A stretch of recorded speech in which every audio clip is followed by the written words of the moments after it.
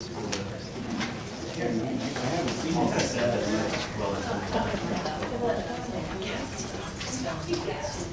it is 5:45 and we'll call the meeting to order. Welcome to the special board meeting in the school district of the Menomonie area. We'll start with roll call. Amy Riddle Swanson. Here. Mark Hillman. Here. Angie Skillings. Here. Carl Palmer. Here. Abe Smith. Here. Dominique Stewart. Here. Rachel Henderson. Here. Dale Dalkey. Here. Amber Kirsting. Here. We have a quorum. Let's stand for the pledge of allegiance. Pledge allegiance to the flag of the United States of America and to the republic for which it stands, one nation, under God, indivisible, with liberty and justice for all. The school district of the Menomonie area, by embracing the unique needs and using the strengths of our diverse community, is dedicated to preparing all students to become lifelong learners, caring individuals, and responsible citizens. Do we have any opposed revisions to the agenda order? Seeing none. We will move on to community communications. We have one speaker tonight, Josie Bowman.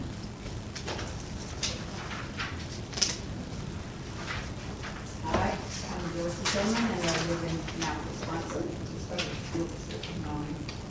Dr. Zadowski and members of the board. This is the season in all school districts to begin to start the process of new hires. It is always hard to replace the wisdom and experience of our beloved retirees. The process of vetting or sifting through applicants for teachers is a serious matter. It has become more difficult in recent years for various reasons. One of those reasons is a deterioration in the quality of training our professionals are getting in our universities. Character, truth, accurate history lessons, and high moral standards, as well as love of country, have all been taking a back seat to promote a Marxist, communist, and socialist agenda. We have heard that our universities have been teaching DEI, that's diversity, equity, and inclusion, as well as SEL, social emotional learning, as well as CRT, critical race theory, to our student teachers. Every one of these labels deserve a more complete explanation. However, I know that you as a school board have received information at a previous board meeting to help you understand. DEI, SEL, and CRT are all contributing to a worldview that is Marxist, socialist, and communist, which are all contrary to a Christian worldview. Marxism and socialism lead to communism and Nazism. Think Hitler, Mao Zedong, and Stalin. All of those world systems lead to death and destruction of whole societies and millions of individuals. Why would the SDMA want to teach our children that these worldviews are good when they are so evil? Don't be duped. Avoid these teachings, whether in the curriculum or in the character and worldview of a new hire. Back to choosing teachers of character. What guideposts do you use here at SDMA? Truth is caught more than it is taught. What kind of qualities are we wanting in our new hires? What are we not wanting? I could make a brief list of some characters I would not want teaching little children. Are they an adulterer, fornicator, child molester, a homosexual, a trans, a thief, a liar? Do they practice plagiarism? Do they have a felony? Are they a creator of pornography? Do they support the ideology of Islamic Sharia law? On the flip side, do they understand human nature, that we all have an evil heart that is easily deceived? Are they moral, honest, kind, gentle, trustworthy, punctual, a hard worker, servant-hearted, respectful of authorities, law-abiding? Do they have a good reputation? Do they love the USA? I'm very concerned about the professional teachers you invite into our schools and our community. They can do much good and much harm to the minds and hearts of our students. Fine, morally upright professionals would never have let the book, "It Feels Good to Be Yourself," into the Knapp Elementary School Library. Thank you. All right. And next up, we have our personnel consent agenda. I'll entertain a motion to approve the personnel consent agenda. I move to approve the personnel consent agenda as presented. I second. Motion by Amber, second by Mark. Any discussion here tonight? We have several retirements. Yeah, Rachel, thank you. I just wanted to point out that we have the teacher deadline for retirements was January 15th, so we were expecting some additional retirements. But retirements we received we're losing some very, very good long-time educators in the school district. Sherry Schwartz, Jody Henderson, Matt Plug, Julie Iden, and Jennifer Smith. We thank them all for their many years of service, and they certainly will be missed next year. Any questions or discussion? All right, Just to point out, I think, I'm not quite sure, but I think we're looking at upwards of almost a century of teaching experience in these retirements today.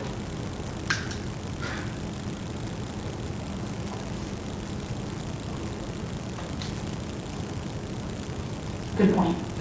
All right, if there's no other discussion, let's vote.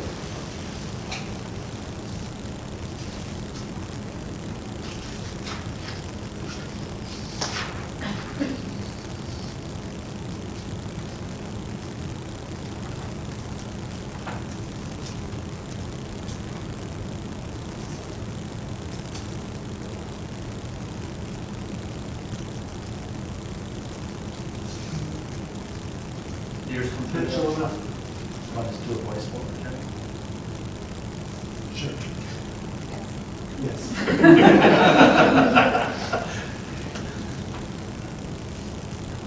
You can't keep the teachers if you vote no. I asked that once before. It's reluctant. That's our reluctant, yes. All right, also motion passes unanimously. All right, we have one item on our action agenda this evening, and that's approval of the 30-year capital improvement plan. I so move we approve as presented. I second. Motion by Carl, second by Amber. Discussion. This is the same plan that the board reviewed 2 weeks ago. I know we spent a lot of time, and Kevin Tomaszewski, our Director of Buildings and Grounds, was here. So there's been no changes, and it's recommended the board approve the plan. There are a couple items coming up which require bids. Do you know anything we should know about the bids coming up, or is this kind of go along as normal until we see what comes through? Yeah, the projects, the board has a policy that is followed anytime it's over $5,000 for a capital item. And, Katie with the tech, Kevin with the Buildings and Grounds do a great job, and Leah kind of oversees the process as well. So, yep, it's all set. Any other questions or discussion?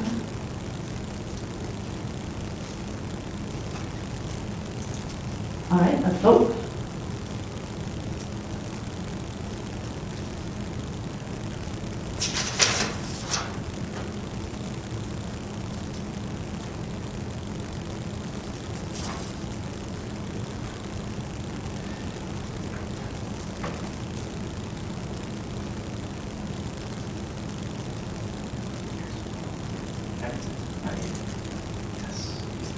No, I did no, and it could be against me.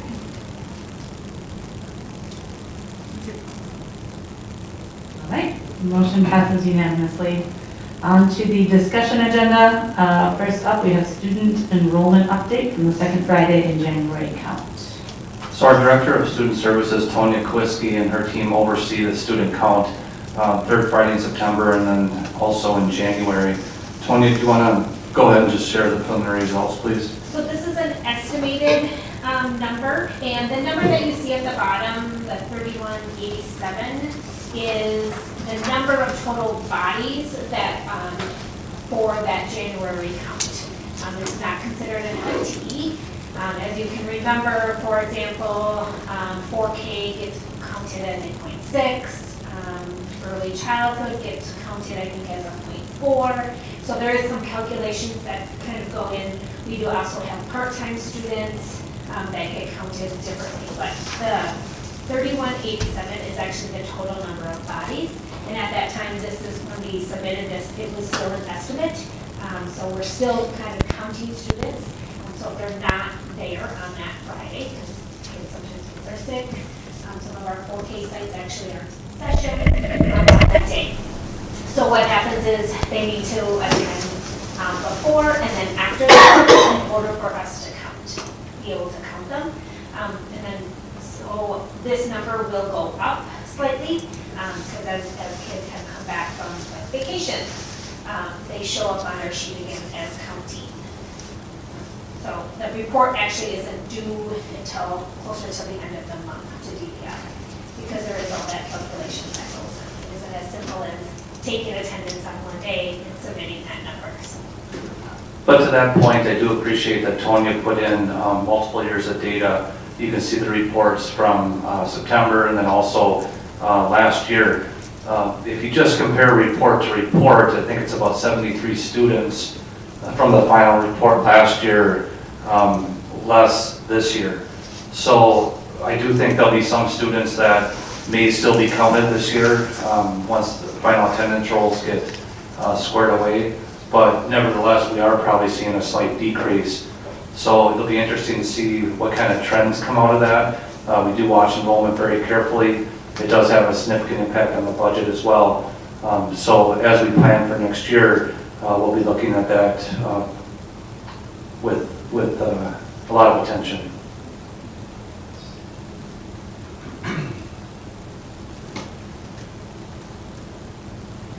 Does anyone else have questions for Tonya about the reports or any other discussion? Okay, thank you. And we'll move on to the annual professional development report. Our Assistant Superintendent for Curriculum and Instruction, Brian Seguin, put together this report. So Brian, go ahead and please take it away. All right, well, thank you very much. This is an annual report that we bring forward in month of January each year. I kind of highlight the professional development activities that we've done up to this point in the year and the ones that we have remaining. One of the things that we're very proud of in the district is the breadth of offerings that we provide as far as professional learning opportunities for all staff regardless of classification. Each year following our professional development activities at the beginning of the year, we do a survey of staff to gauge whether or not they continue to find value in the format, and we continue to see very high agreement that staff find the format of our professional development days and offerings to be beneficial in their role. On a rotating basis, we do a professional development needs assessment, and we're in one of those years. So we haven't conducted that needs assessment yet. We wait until we get to our mid-year professional development, which will be coming up here in February, to conduct that needs assessment survey that will go up to all employment groups, asking them several questions and provide input, and then that helps provide guidance for the next few years as far as professional development as well. As we take a look at things that have been identified as strengths since our last professional development needs assessment up until now, access to presenters that have been nationally recognized. We're a district of enough size that we're able to bring some pretty high-powered professional development speakers in to work with our staff based on our needs. Staff also have identified the flexibility that we offer as far as our format and the types of topics, as well as incorporating time for collaboration and a handful of other items as well in here. One of the things that was identified as a strength since the last time we did our full in-depth needs assessment is the work we've done with instructional coaching. And one of the things that we added in going into this school year, and our instructional coaches were here at the beginning of the year to present on, was our instructional coaching menu.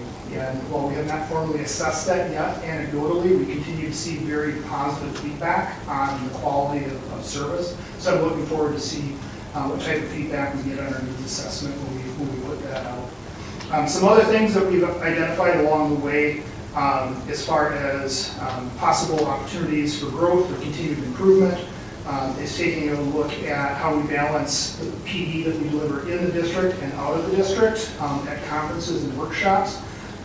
But we have tried to focus more to sustain professional development as opposed to one-time attendance at conferences and things like that. But they do still hold a lot of value, so we're working on where that fits. And then when we take a look at the needs of our hourly staff, that's an area that I'll be looking very closely when we do our needs assessment, is how we can better meet the needs of our hourly staff. We, in my opinion, provide a lot of opportunity, but feedback that we do receive are role-specific opportunities for our hourly staff, so we'll continue to look at that.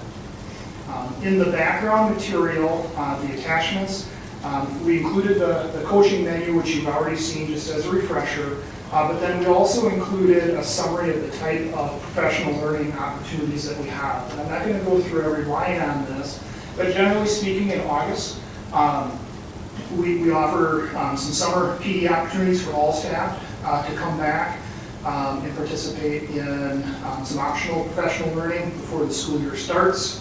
The last several years, that's been sponsored by our Arts Integration Menomonie programming. And then we are very fortunate, in my opinion, to offer specific professional learning for our new to district staff members, and that continues to be something that we receive very positive feedback as far as our onboarding process for our new to district staff. Then throughout the school year, as you're aware, we have several professional development days, and we try to balance those with district-directed activities as well as building-specific needs and activities.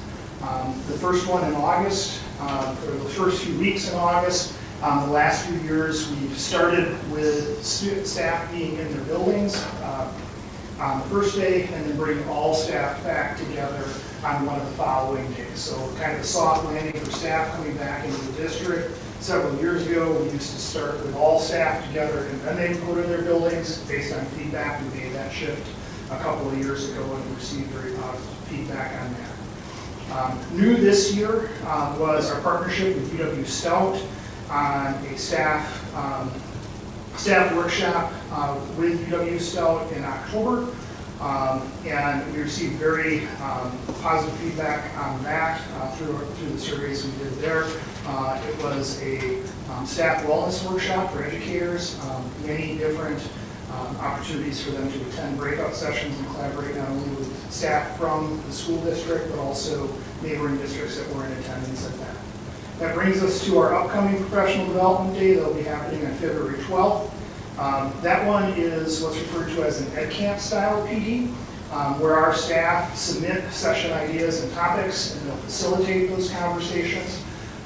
Morning will be a series of 3 breakout sessions that staff will self-select which ones they attend based on the topics that are available. And then the afternoons will be back in their buildings. And then we'll wrap up the school year with a building directive day in April, and then our last day at the tail end of the school year in June will be building directed.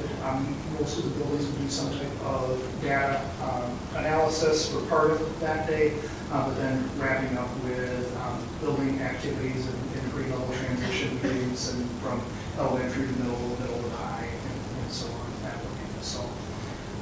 So real high overview, but willing to entertain any questions. Excuse me.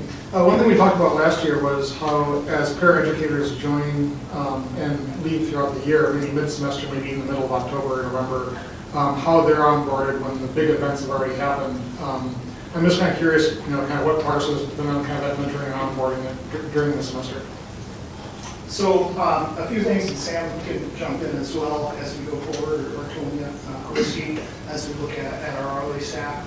So generally speaking, when we take a look at our professional development days that we have upcoming, we have several that are identified as both days for teachers as well as paraeducators. And like this most recent one that is coming up here, we have an opportunity for all staff to be a part of that day, with paraeducators, and for staff to submit session ideas and topical ideas.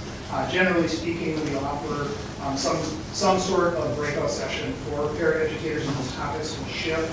I know last year when we did that, we had some discussion around specific things for staff who were new to the role, and whether they were new to the role at the beginning of the year or joining us partway through. But a lot of that work will happen specifically in the building with the teacher that they work closely with.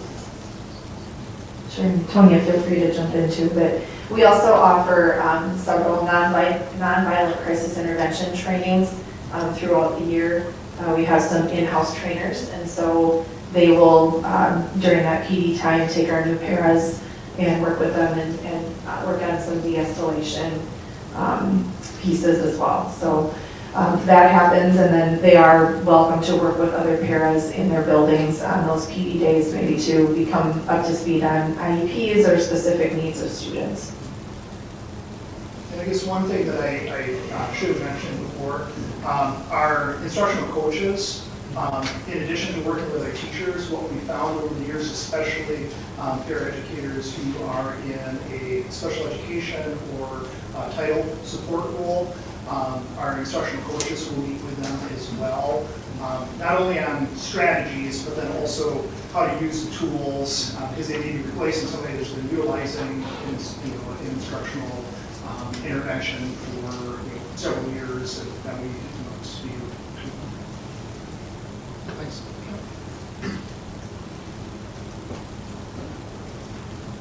Any other questions or discussion on the professional development report? One more quick question.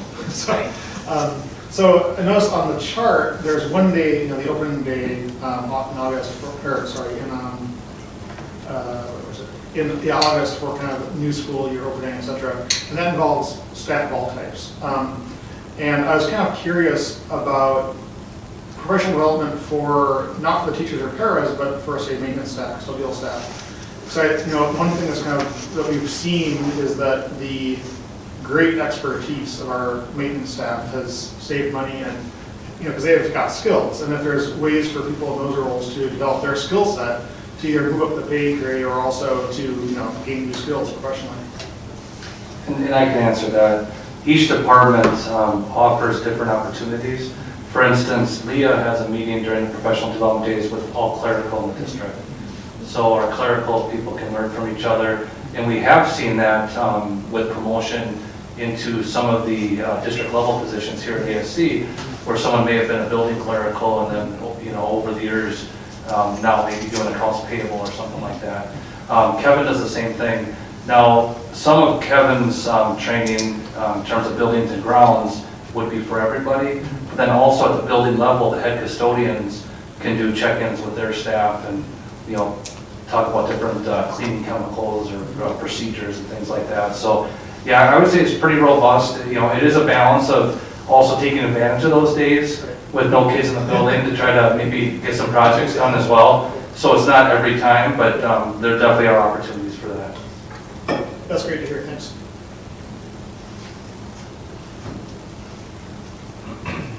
Any other questions? All right. Moving along, we have a review of strategic planning goals and major activities for 2024-2025. This is always one of my favorite things, and we've been doing this now for several years where the board approves a work plan in the summer, and then the work plan is really directing us in terms of some deliverables for the school year. And I think typically our work plan has been anywhere between 25 to 35 goals, something like that. And usually it starts on about 2 pages or so, and then by this time of year you can see it's already up to 8 pages. So there's been great work done in all the departments, in all the buildings, and in each pillar of our strategic plan. I'm not going to go through each goal item by item. That would take a whole meeting within itself. But I do want to point out just a few things, and I'll touch on each pillar. So Pillar 1, college, career, and life-ready graduates. The board's aware of the work that's been done with the new law, Act 20, the reading law, and that's been documented along with the CTE program review. In terms of Pillar 2, student social and emotional wellness, I know Tonya and her team have been really busy. Also, the multi-level systems of support team has been meeting and continuing progress, working with students who need additional intervention and training in that area. Also, our relationship goal and relationship mapping goal is in that pillar. For Pillar 3, our talented workforce, you can see that when we talk about professional development, I think Brian just really kind of hit on all of that. That's probably the biggest crux of that one there. In terms of Pillar 4, parent and community partnerships, we have a whole list of partnerships there, and the building principals really were instrumental in sharing some of the things that we're doing at the building level. I know a number of you were able to attend Ranger Night last week at Wakanda Elementary School, and that is such a terrific example of partnerships. Not only do our teachers and students partner with national parks all across the country, but then we have the local partnerships in terms of having a chili feed and then having people come and see the students' progress on those projects and then raise money for the national parks. So I think that's just a wonderful example there. And then in Pillar 5, facilities and operations, the work that we just got done with the 30-year plan, that's a big project every year. So those are just some of the examples. But are there any questions that board members have about the work plan at this time? Excuse me. Pillar 3, what's the postponement all about? So are you talking about the teacher compensation plan? Yeah. Yeah, we talked about that back in October, and a lot of work was done with a teacher committee. The QIC group was involved, and we drafted up a possible policy and process for advancement, but in working with the committee and talking about some of the challenges that would occur with that, it was felt that the benefits would be outweighed by the challenges. So I don't know if other board members remember us talking about that, but at that time we decided, it was recommended by the committee, also by the administrative team and me, that we do not move forward down that path. Maybe just for a little added clarity, this was a plan specifically for a potential accelerated, pay scale advancement. And I can say from the QIC group, every single member of that group was in favor of shelving this plan. They were not, in the end, enthusiastic about it. You know, we talked about a lot of, just to give you a little more detail, we talked about a lot of different potential measures of how we could measure that performance. But when we talk about how different each year is and how different each class of students is, trying to put measurements, we're really going to probably create a more stressful experience for people and would not necessarily lead to increased or differentiated performance. It would require a lot of busy work for our teachers. And at that point, it just, to me, that was really the last straw for me. Our teachers are so busy already. I do not want them wasting time documenting the good stuff they're doing when the principals are totally capable of observing them and having that partnership. So I think it's a good move to postpone this for now. Thanks for refreshing my memory. You're welcome. There's a lot on here. I'm not. It actually helped me remember too by telling you about it. Any other questions or discussion regarding the major goals and activities? There's a lot on here. Alright. Moving on, we have a review of preliminary, this is a review of the preliminary staffing and course offering timeline. So board members, you've already seen this, and this is the same type of thing. We have so much that comes before you that when we get closer to these things, even though you've already seen this timeline, we want to make sure that it's, that you're ready for it.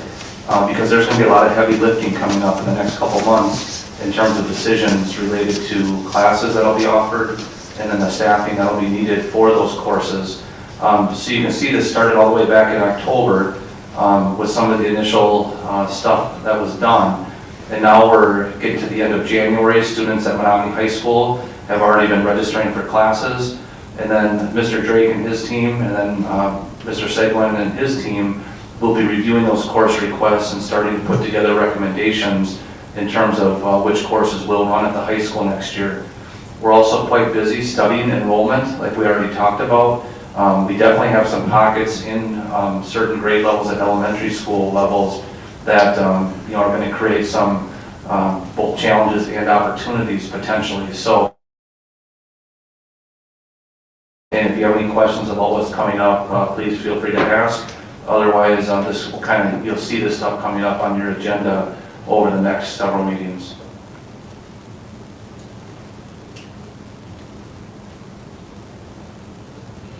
Any questions or discussion? All right. Next up, we have a review of annual board member attendance report. So in school board policy, this report is supposed to be created each year. And what I would just say is that I've been impressed with our school board once again of the high level of attendance that we have at our meetings. I know there are other boards, talking to my colleagues, there are other boards that find it rare to have a full board at most of the meetings. Or I know when some of you have had to miss, you've been willing to participate by telephone or video conference, and we certainly appreciate that.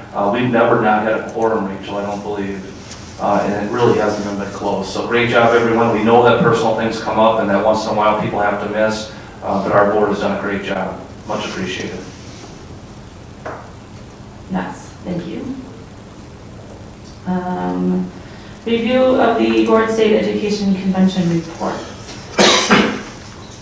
So, will this be made public tomorrow? Yes. Okay. So anybody who is interested, 5 members of the board attended the State Education Convention in Milwaukee this past week, and we have a long document summarizing the workshops we all attended. Is there anyone who wants to say anything in particular about what they attended or share a highlight? Hello. I was the delegate. That was a interesting experience, and I would be fine with doing it again if I had to. It was kind of cool, I think, to collaborate with board members from around the state in very interesting, in both positive and negative ways, I think, to see how people interact with each other. But it was cool to be able to participate with that. I really appreciated there were a lot of topics about, there are a lot of opportunities to continue learning about school finance, which is obviously very important right now for us going through a referendum, which is a common theme across the state, but also looking at the mental health of the people in our district as well. So it was a good experience. If you wouldn't mind me just following up on what Dominique said about the delegate assembly, just so everyone understands that, so the Wisconsin Association of School Boards, that's the school board organization. School boards from across the state provide recommendations in terms of, a lot of it's advocacy, but it's also suggestions for changes to state law or other policies. And those suggestions get vetted, and then they get brought before the membership. And every single school board gets one representative, and Dominique was the representative for our school board. So imagine having, I think there's 449 school districts, most of them are represented, they all should be. They all get together in a room and then they have to try to hammer out this policy language. WASB does a lot of the work ahead of time. I know when Angie went the year before, things got to be real messy on the floor because there was a lot of amendments and such in terms of trying to hammer that language together. It sounds like this year went better, but there. I appreciate your sacrifice. But Leftover agenda items from last year that came forward this year too, I think. But it is, if you think about it, it is very tricky to try to get everyone on the same page in terms of what is good for the state, because there are so many different types of school districts and so many different types of communities. Trying to have one voice is a big job. So that's just one of the functions of the school board convention, and Dominique, thanks for doing that. I would just like to say that I like piggyback on what Dominique said about all the mental health things that were available. But there was a couple highlights. First of all, the keynote speaker on Thursday afternoon, John Menomonie, you might know him because he works for ABC, and he's done Nightline and What Would You Do TV show that has been on hiatus for about 4 years due to the pandemic, but it's coming back about dilemmas and how people do that, and that was really good, just to hear his rags to riches stories. Of course, I love stories like that. That's just what I like, and so that was very inspirational. And then another highlight was one of the sessions I was at was something called Strive for You or something like that, and it's about mental health. And one of the things that I thought was really cool, and it kind of reminded me of how we started school this year, 3 days or so early and got a waiver. Well, St. Francis, which is a public school district near Milwaukee, they started, but instead of having academics for 3 full days, they did nothing but have the students get to know their teacher. They had a bunch of activities that the students could go through to build relationships and so forth. And they've been doing it for a couple of years, and they said that one of the things they've noticed more than anything is attendance is really good. I think that improves. So I thought that was kind of a, thank you. The themes of the sessions I went to, there were 2 things I heard over and over and over again. One is the financial challenges faced by schools across the state. And obviously there's a lot about school funding, but there's also a lot on the other side in terms of employee retention and controlling, managing, let's say, costs and risks for things like insurance. There are, sessions on insurance, sessions on making sure that the compensation packages for employees are both fair and also, are drawing people into the field of teaching and not making sure that it is a good place to work and be. Another big theme was communication, both inside the district and also outside the community, and how when there's things like referenda or crises or just difficult social situations happening in a town, how having an established and thorough and trustworthy communication throughout the entire community is super important to keeping everything together and not causing strife. So there are some really interesting ideas there about communicating with employees and communicating outside to the entire community. I have one more random thing. I wanted to clarify too. One of the first sessions I went to was shifting from contracted bus service to district owned. And it wasn't because I think that's something weird to do. I just was very interested about bus services because I like learning about different things. So it was very cool to hear about all of the different aspects that are part of running the bus company. But one of the overarching things that just really stuck out to me was hearing from various other districts about the challenges they have with their contracted services. And they were things I never would think about because ours is the level of professionalism we have in our district with our company is a very good standard. So it made me appreciate what we have more, but it was just very interesting to learn about. I think the only thing I want to add is there were a number of different sessions that talked in different ways about using data, whether it's coming from our community surveys or internal surveys or whatever other sources, and not just sort of looking at it, but figuring out how to use it to paint a full picture. And I come away thinking a lot about that and how we take any individual source of information, again, whether it's a survey or report, and put it and there was one presenter who talked a lot about triangulating. So putting it all together to form something more like a coherent whole, and I've come away thinking a lot about that. But overall, it was a fantastic convention. There were a lot of really great workshops, and I learned a lot. He was by far the best one I've been to, and I've been to a lot. Sorry, Jill, go ahead. I was really impressed from my first one. I was truly impressed. And I went to a lot on teacher retention and recruitment and the 3 different sessions I think I met.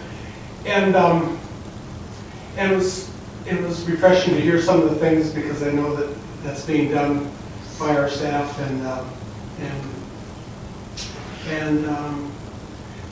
they talked about a lot about professional development. So it was really good to hear the things that were in common with what I heard last week with what Brian presented today.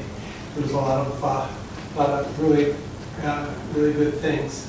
They talked about with retention. They talked about the obvious things: compensation, which Abe just mentioned, and class sizes, and they talked about continuous improvement and the importance of the coaches, and so it was good to hear that also. And also time for collaboration. sometimes is overlooked. Oh, and the other thing is that it's often overlooked, and it's good to hear Brian talk about that, is with our support staff and our hourly staff, and sometimes they get overlooked in professional development, but you talked about the importance of that. And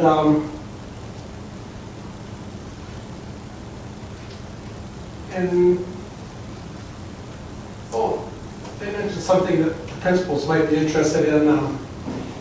They suggested having the principals relate their progress toward goals in their report that we receive, from the principals on a bi-monthly basis, and just maybe not every time, but maybe monthly or quarterly, just kind of report on progress toward their building goals. I thought that was interesting. Thank you. Any other comments anyone want to add? If I could just add one more general comment about the school board convention. It's always so nice that you board members are willing to commit and go see that. And one thing that I have taken away over the years is that we're so fortunate here with our size in Menomonie, and there was a study done at the University of Wisconsin, probably a decade or probably 2 decades ago now, about the optimal size of school districts. And Menomonie really is kind of in that mold. And we're large enough where we can offer so many different programs, and we also have such great teachers and professional leaders. And a lot of the best practices that you saw, I hope you recognize that most of those are in process here. And a lot of that is because of the people sitting right in front of you, and then the principals who aren't here. They stay up to date with the cutting edge in terms of best practice. So I am very proud of that. I hope you recognize that. Not to say that there aren't always ways to improve, and we're always looking for ways to improve, but I've always come away from those conventions very impressed, knowing that we do have PLCs and common planning time and intervention and instructional coaches. I mean, just a lot of those things that were just talked about. So kudos to everyone, and board members, again, thanks for committing to going to the convention. I know it's a large commitment on your part. Hey, President Henderson. You went to a session on student representatives on the board. I did. Can you tell us a little bit about what the role of that student is? Is there a non-voting member? How does that differ than the updates we get? Yeah, I think the main way it differs from the updates we get is that the student stays and participates through the whole meeting. And so they're able to ask questions, board members are able to ask questions of the student rep too. So there's a lot of two-way communication going on. There were 3 students who had held that position who were part of the presentation, and they all talked about, having had board members ask them, when an agenda item came up that might have, implications for students. What do you think? What do you hear? What do you know about this?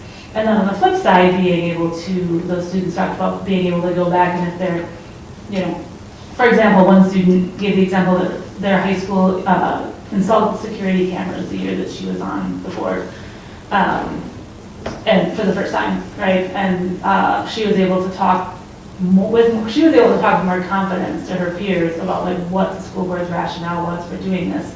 This is 2008, right? So there had never been cameras in the building before, and students were upset about it, and she was able to talk about it, which I thought was an interesting story. How about any challenges? We always talk about but there had to have been some challenges. Yeah, overall, the presentation really focused on the positive. I'm sure there are challenges, but people felt pretty good about it. I think there's, the district administrator and the school board president who were present both talked about, kind of figuring out what is the role, when are they there, when do you leave, what are the information that student gets in advance. But overall, it's pretty positive. And one thing I would say for our student representatives, if there's ever anything that the board would like them to report on, or you want the student voice in terms of a decision the board's going to make, we could facilitate that even with our current situation with our students coming to each regular meeting. Most of the time they just report, but if the board ever wants them to prepare ahead of time and get feedback, we could facilitate that, no problem. Yeah, that was something that occurred to me, and part of the reason I attended, also, it's my alma mater, is the other reason I attended. But I think we are in a great position where if we did want to build up that role, it would, not be starting from scratch.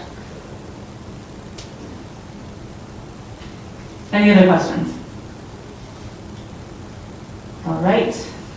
Next. Oh, I'm sorry. Review and discuss referendum information. So we've had over a dozen listening sessions now and presentations, and it's been terrific, and a lot of good questions asked by the community, trying to get as much information out there as possible. I appreciate the work that Jenny and then also Bethany here in our office did in putting together a postcard. We looked at different ideas. We've also looked at what some other schools have done in terms of sending out information about the referendum. And we feel it's very important to send something out through the mail. Not everybody is on email or on social media. But we also found that, kind of a postcard probably is a good way to do that. We also have the QR code that goes right to the district website along with the URL. So if people want a lot of information, it certainly is out there for them. So it's kind of a reminder of the upcoming vote, and we want to make sure people are aware of it.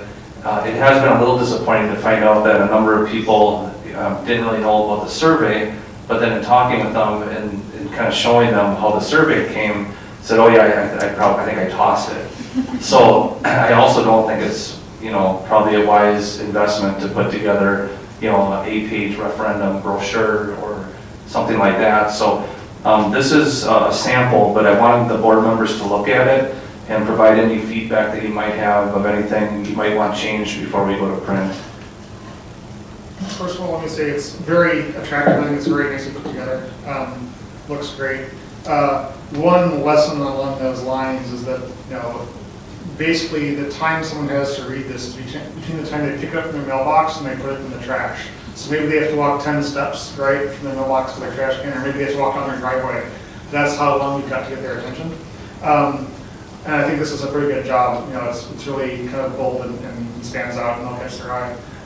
Just two very brief comments. The URL at the bottom, myvote.wi.gov, there's missing a dot, so it'd be myvote.wi.gov. That should definitely be fixed. And secondly, when I zoom in on my laptop, it looks great. But when I zoom out, so it's about the size of an actual postcard, I think a lot of the fonts are a little too small. My eyes are bothering me today, so maybe that's why. But it seems a little small to me. So if there's any way to do a little bit of line editing, a little bit of cutting out extra words, so you can just bump up the font a point or two, that would be fantastic. Jenny, do you remember what the actual size is going to be? 5 by 7. Okay. Yeah, I'm just thinking just an example. This is not, I don't want to do line editing here, but it is estimated that the referendum would increase. I feel like that, Sure. There's a way to make that shorter, right? Okay.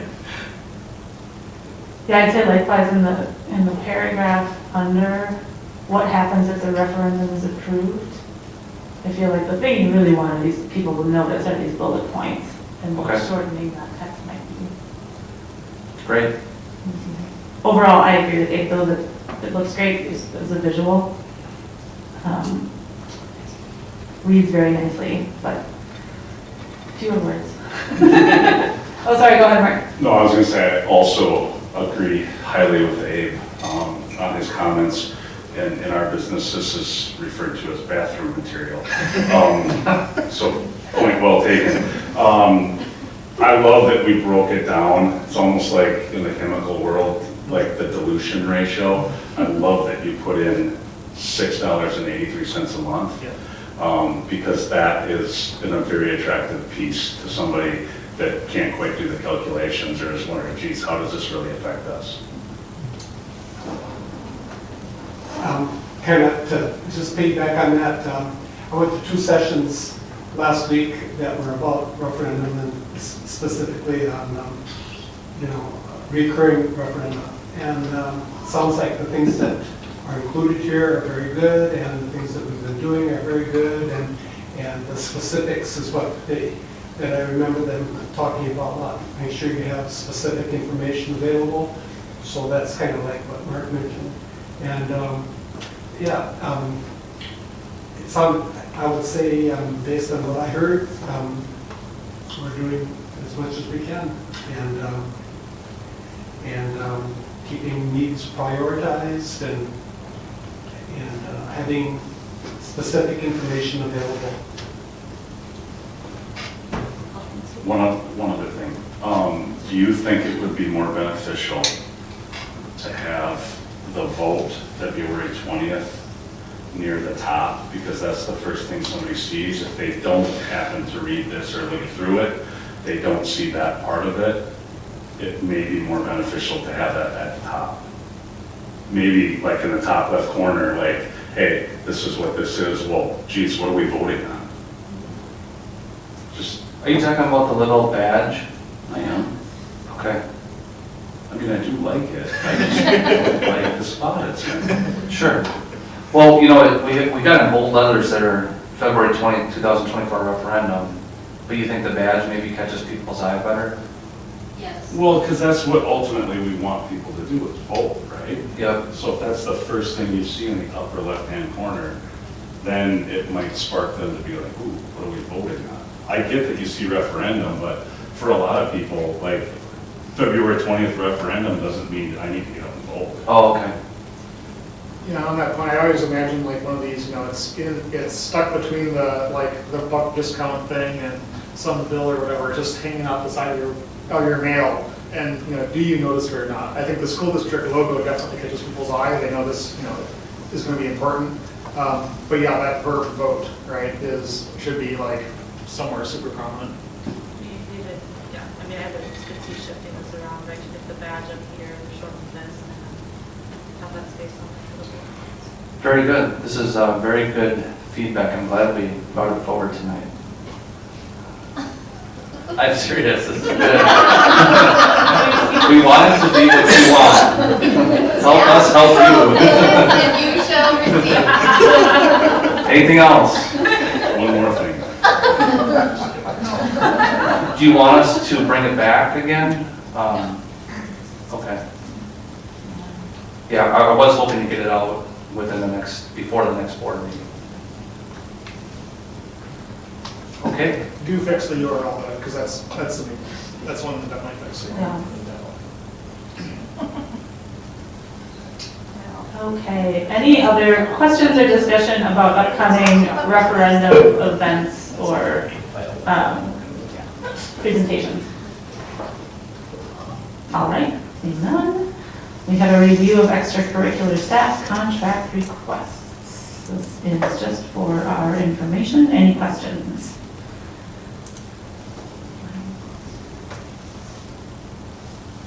All right, short this week. Okay, and then items related to our next meeting dates, board committees and reports. It's January 25th, which is Thursday. Referendum presentation at 3:45 at River Heights Elementary School. Also, Health and Medical Committee meets here that day, 3:50 p.m.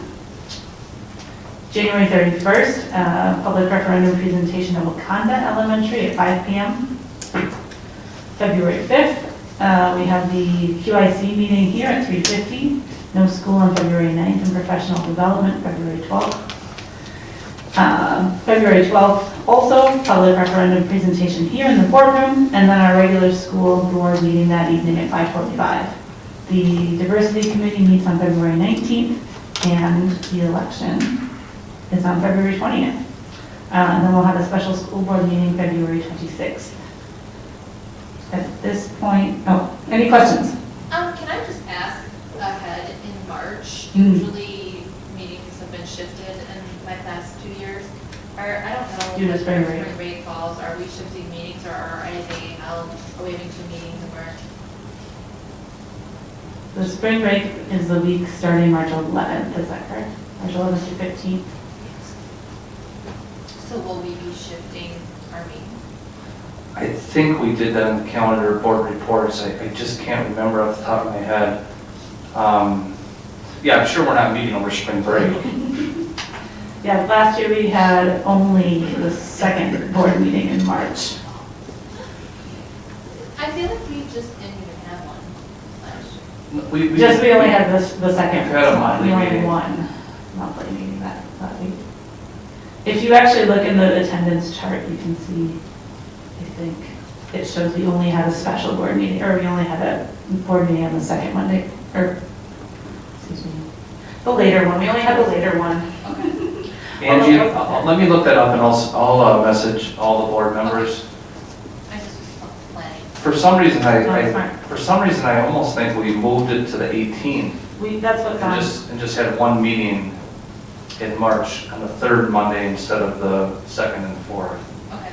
But let me double check. That is what shows up on the attendance chart, which is conveniently open on my computer since you're just looking at it. Yeah, this would be consolidated then to the third Monday.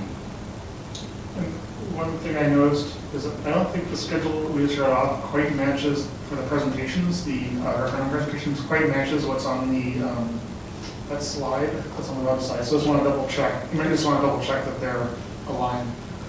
I think there's one on NAP that's listed, 24th, that wasn't in this readout. Yeah, I think, there is a referendum presentation at Knapp Elementary on the 24th as well. We can add that in there, thank you. So that is this Wednesday, correct? Oh. Was that the only discrepancy you noticed? Oh, that's the first one I found. I checked the whole thing, but there's no that. Okay, any other questions or discussion on our upcoming meetings? All right, so we have a closed session on the agenda. I'd like to propose we'll take a 5-minute break and then come back to move into closed session.